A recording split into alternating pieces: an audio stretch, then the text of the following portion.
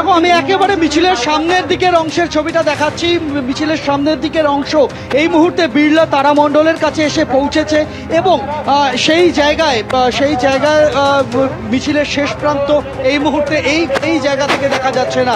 ফলে স্বাভাবিকভাবেই সিনিয়র চিকিৎসকদের একাধিক সংগঠনের ডাকে যে আজকে এই মিছিল, তাতে যে নাগরিক সমাজের সারা ভালো রকম সাড়া পাওয়া গিয়েছে তা কিন্তু বলে দিচ্ছে এই ছবিটাই। মিছিল পায়ে পায়ে এই মুহূর্তে রবীন্দ্র সদনের দিকে এগিয়ে আসছে এবং যেটা এখনো পর্যন্ত ঠিক রয়েছে যে হয়তোবা আজকে এই মিছিলের শেষ পর্যায়ে এসে আরজি করের ওই নিহত তরুণী চিকিৎসকের পরিবারের সদস্যরা তারাও থাকতে পারেন মিছিলের শেষ প্রান্তে, তারা বক্তব্য রাখতে পারেন, তারা তাদের কথা জানাতে পারেন সাধারণ মানুষের উদ্দেশ্যে। সেরকম একটা ভাবনা রয়েছে মিছিলের উদ্যোক্তাদের।